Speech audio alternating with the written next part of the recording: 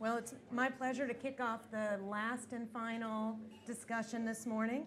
We're going to do it a little bit different. Before Rick and I start talking, I'm going to show you a quick sizzle from the CW.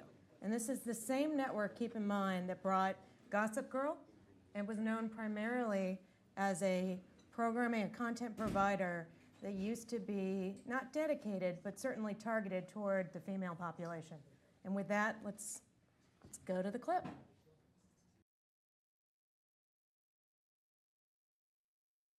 See what's new on CW Seed. We're not making this up. You can watch every Who's Line ever, from Drew to Aisha. You know, Drew never got angry like this. Plus, get ready for new adventures. Ask me about Japanese chicks. Japanese chick. What about Japanese chicks? I have no idea. An all-new season of Backpackers. New animation. Oh my god, the legends are true. Okay, that's it. An all-new season of Very Mallory. New cases. Is this Courtney? Just wanted to look at it and just... An all-new season of the Pet Squad Files.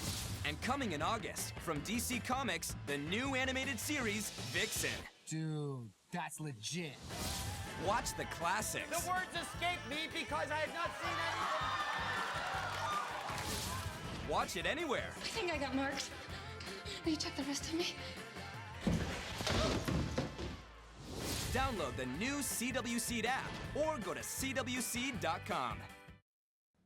So Rick, let's start with, it's an easy place to start. The CW and CW Seed are unique because you've got multiple business models that complement, sometimes feed one another, oftentimes feed one another. Walk us through primetime, digital, cable network, long form, short form. Really, what's the business model today? Okay, thank you. That's a lot of questions, but I will try and answer them.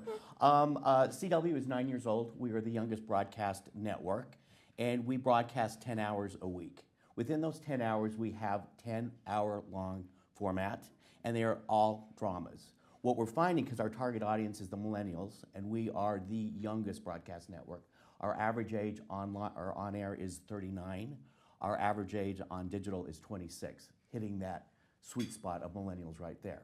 But what we found out, because we only have room for dramas on air, we needed a place to do comedy as well, because millennials like to laugh as much as they like to cry and get involved with long form. So we created CW Seed, and what CW Seed is a different OTT platform that is a spinoff of CW. And what we're doing on that is, I'd say 50% of it is short form and 50% of it is long form.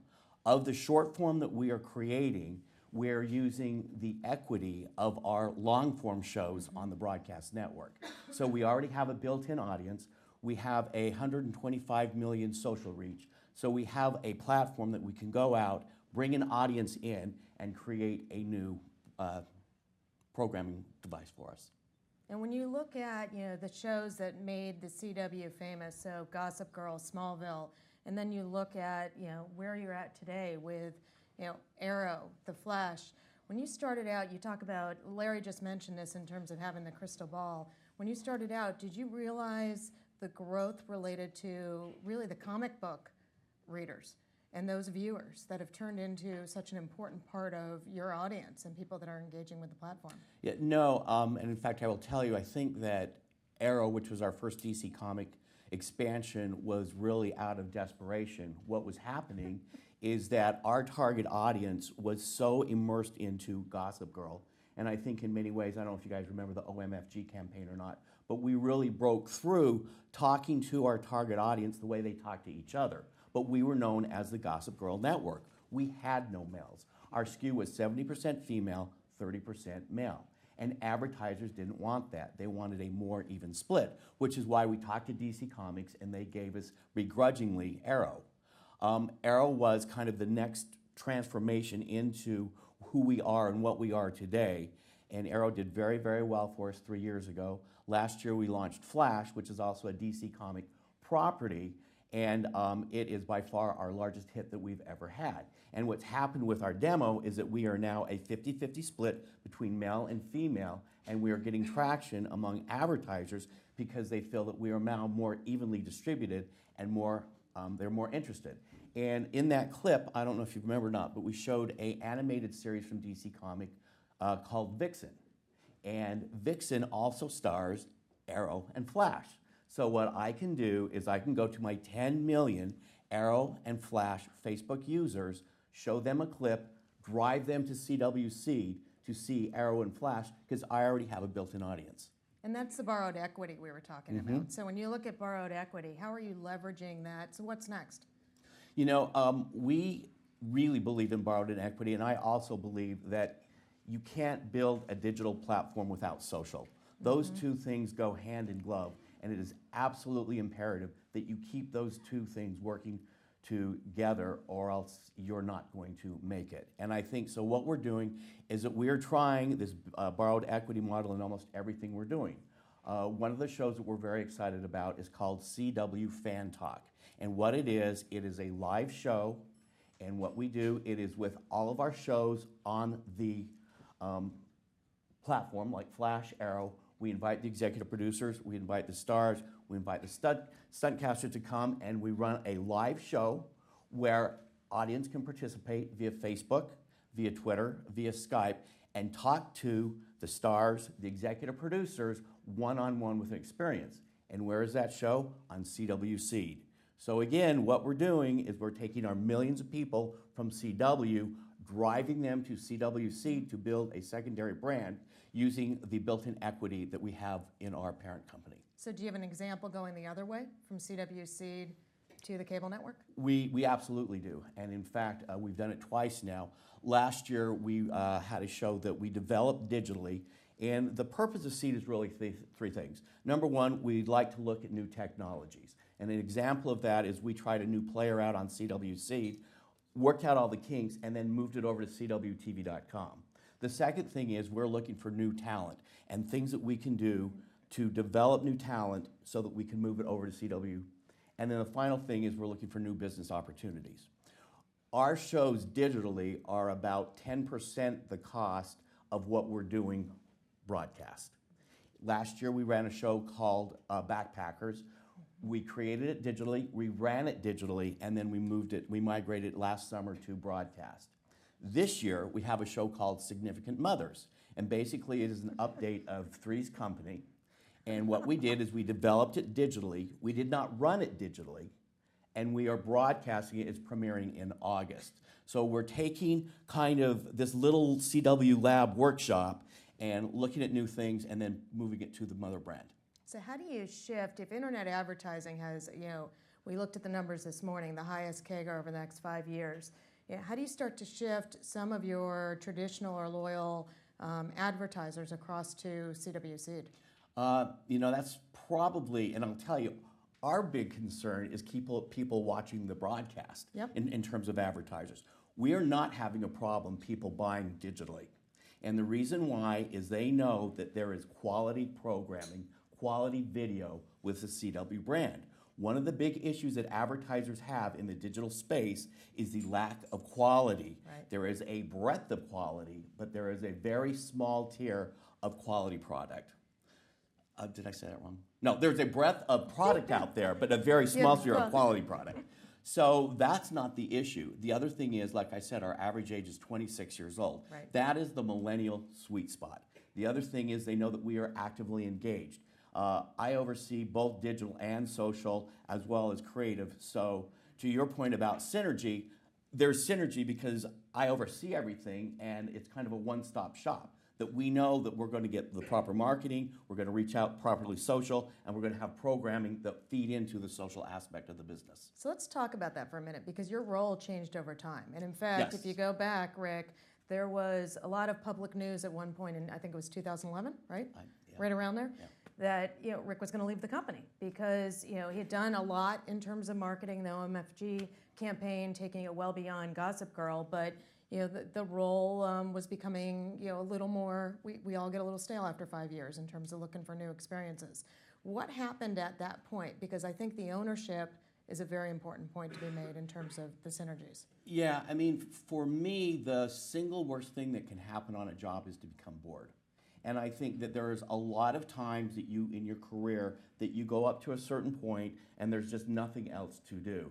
And I felt that I was at that point at CW in the marketing social role only. And then Mark Pedowitz came in, and what he did is offered me the opportunity to start Seed. It wasn't called Seed. He goes, "You go do what you want. Here's your money," and it was a new playground for me.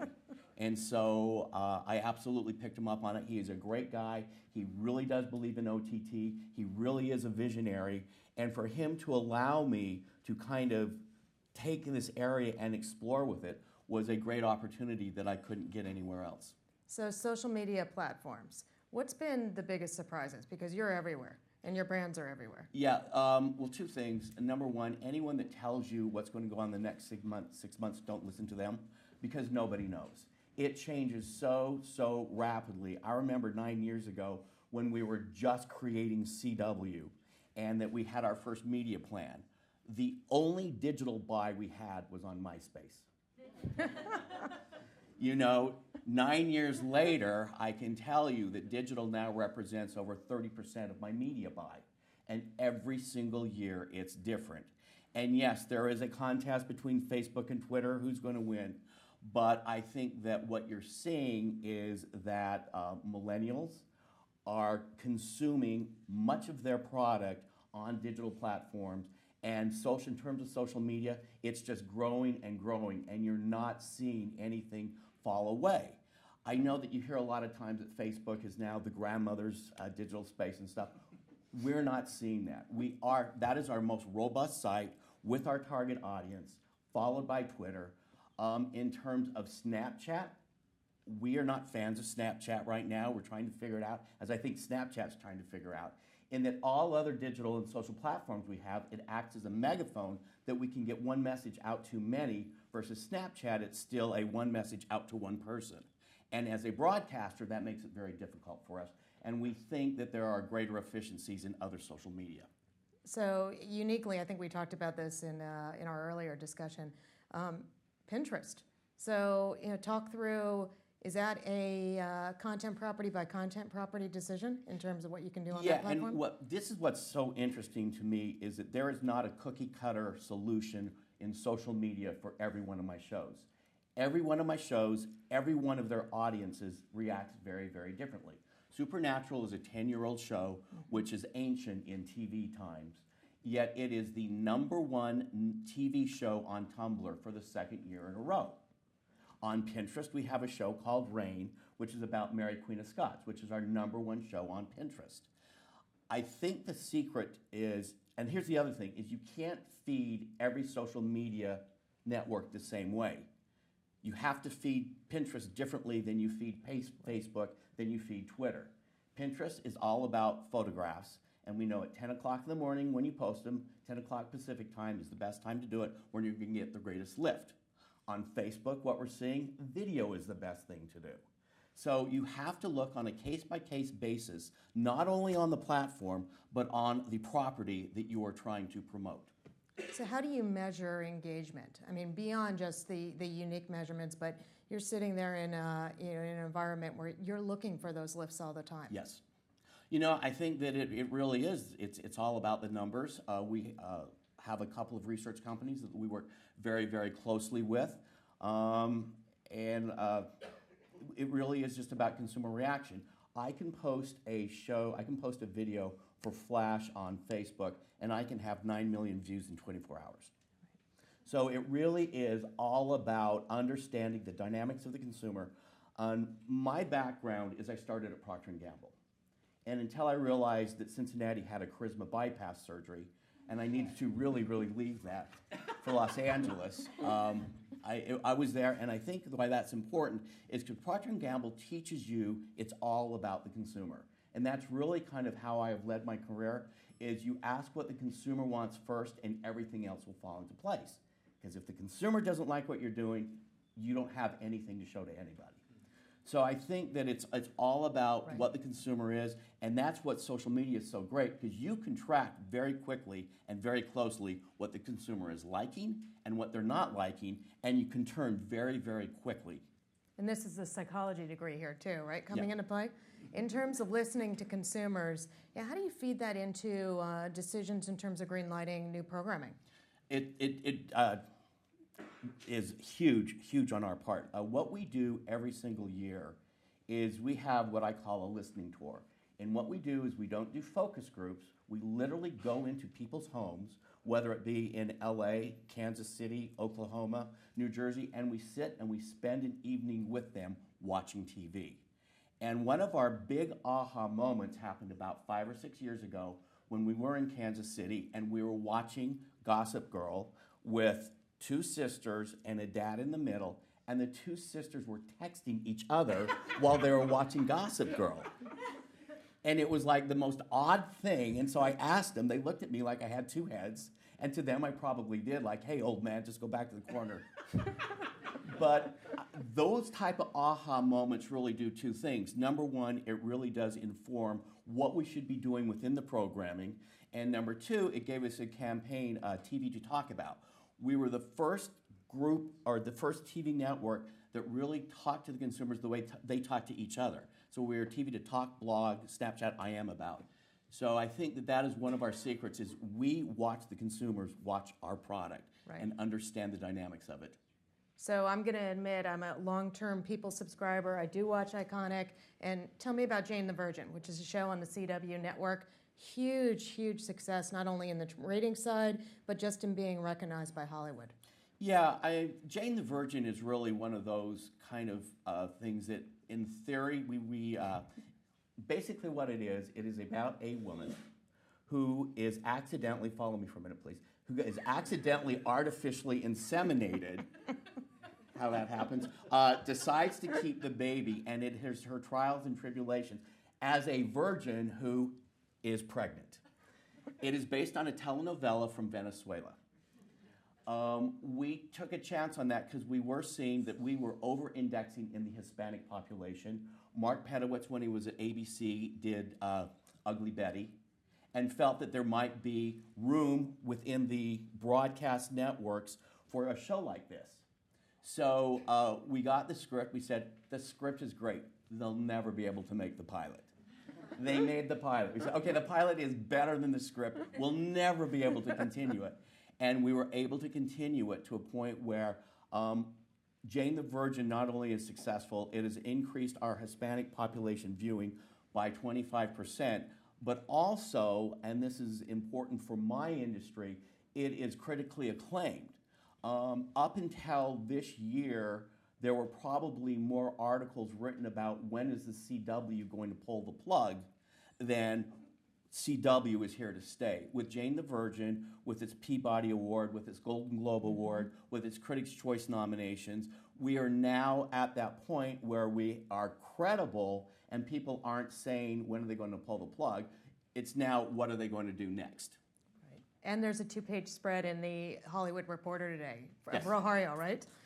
So Oh, you in saw terms that. of, I just looking at it. Yeah. In terms of the what's next, is that a spin-off, or you think about Jane the Virgin and again, borrowing the equity on that particular show and the target audience you have, how do you monetize that? What we're doing is we just had our upfronts a couple weeks ago, and we announced a show, and it's called My Crazy Ex-Girlfriend. And basically what that is about is a woman who lives in New York, very successful lawyer, who finds her boyfriend when she was in 10th grade, discovers he's living in West Covina, packs up and moves to West Covina to see if he can rekindle the romance. Very strong female lead, very strong female point of view. I think that what we're going to do is Monday night, it's going to be Crazy Ex-Girlfriend and Jane the Virgin. So what we're doing to build it on is expand from 1 hour to 2 hour of like product.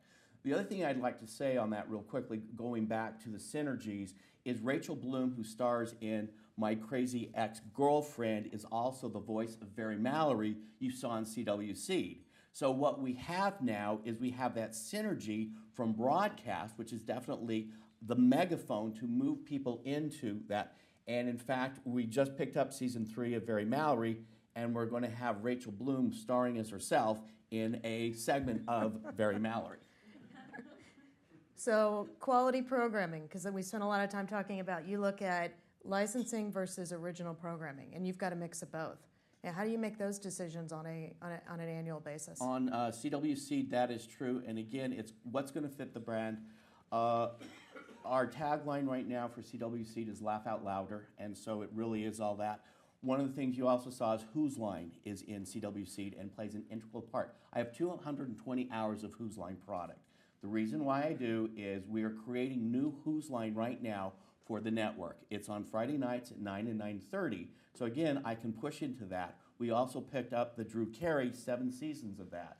So that, and we know that there are huge, huge fans of that. So again, what I can do is I can toggle back and forth from my OTT to my broadcast network using the same product to draw the audience. So you're creating a bank, essentially. We are creating a bank, yeah. One of the things we found with OTT is you have to have, not only do you have to have new product, but you have to have breadth of product. Right. So you are going to see a couple of other acquisitions as well as we continue to develop new product.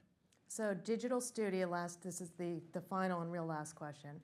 Digital Studio Cable Network, maybe a little acquisition, nip and tuck here. What else in terms of, you look at the advertising world, what changes for you in terms of going forward? You know, I think advertisers are, and again, we're going through upfronts right now, I think advertisers are becoming more wary of what product is available for them on digital, right. Wanting to make sure that there is quality program attached to their advertising, because I think that a lot of times they could be advertising in an ISIS recruitment video.